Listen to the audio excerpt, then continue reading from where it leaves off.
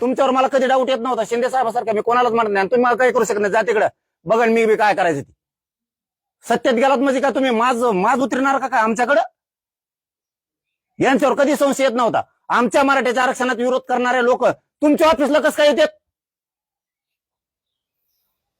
कस काय येतात? तुमच्या प्रवक्त्या संघ, तुमच्या मराठा समन्वयका संघ कस काय आहेत? बाळासाहेब भवनला हमेशा कस काय संशय होऊ नये? मतदान मराठ्यांनी करायचं. शिंदे मराठ्याचा आहे म्हणून, अजितदादा मराठ्याचा आहे म्हणून लोकांनी पक्ष बघायचा.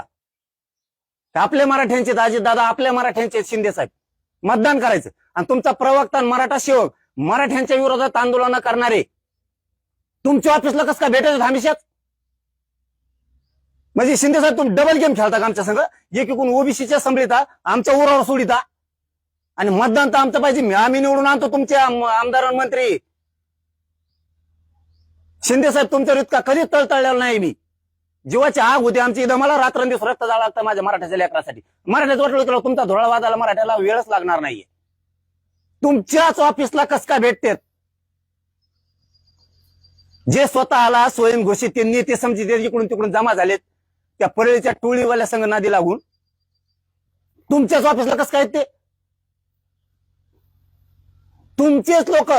शिंदे साहेब मी हे लई दिवसाचं ऐकतोय. आता मी ऐकून घ्यायला मोकळा नाही. तुमचे प्रवक्ते ते परत मराठीचे अभ्यासक बी आहेत, पुन्हा ते प्रवक्ते बी आहेत आणि मराठा समन्वयक बी आहेत.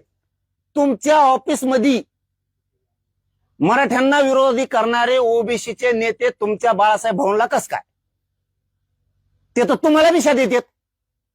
मग तुम्ही सांगितलं का दाटून मला विषय द्यायचा आहे, पण मराठ्याच्या विरोधात, जरांगेच्या विरोधात आंदोलन कर? हे दोन कारण सांगितले तुम्हाला आता. आणि तिसरं सांगतो, तुम्ही जे मराठ्यांच्याच काही समन्वयकाला माझ्या विरोधात आंदोलन करायला लावताना, ते सुद्धा तुमच्याच पक्षाचे, तुमच्या पक्षाच्या कॉलेज आहे संभाजीनगरला, तिथं बैठका होत्यात माझ्या विरोधात. तुमच्या सांगण्यावर होत्यात एकनाथ शिंदे साहेब. कशाला रे असं विस्तारित शिंदे साहेब?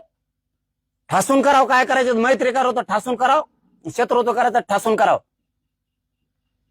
तुम्ही असे छक्के पंजे खेळताल असं मला कधीच अपेक्षा नव्हती शिंदे साहेब तुमच्याकडून. कारण आम्ही मराठीच्या पोरांनी तेवढ्या खस्ता खाल्ल्या तुमचे लोक निवडून आणताना.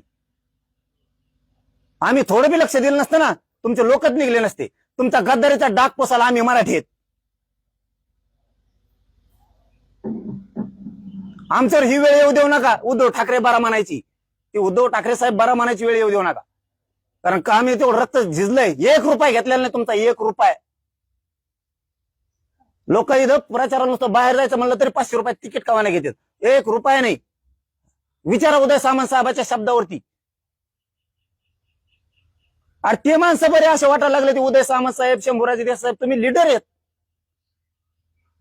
आणि आमच्या मराठ्यांचा माणूस म्हणून शिंदे साहेब तुम्हाला तळ हाताचा फॉडर घेतलाय आम्ही.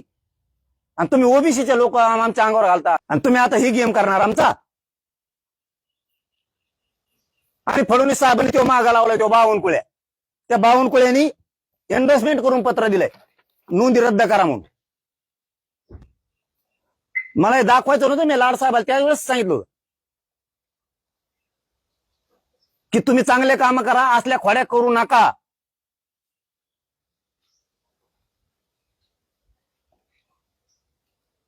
हे बावनकुळ्यांनी दिलेलं एन्डोर्समेंट करून पत्र बीडच्या कलेक्टरला तात्काळ नोंदी रद्द करण्यात याव्यात. रद्द नाही होणार तर काय होणार? राजकीय दबावातून मराठ्या हो. मराठ्यांना प्रश्न विचारतोय, होणार नाही तर काय होणार? होणार नाही तर काय होणार? कितीही खरं असू द्या मराठी हो आपलं, प्रमाणपत्र रद्द होणार नाही तर काय होणार? सत्ता त्यांजवळ आहे, अधिकारी त्यांच्या हातात आहेत. जे बोगस उठवले कालपासून प्रमाणपत्र धोक्यात आले. प्रमाणपत्र जरांगे पाटलाचं आंदोलन धोक्यात आलं.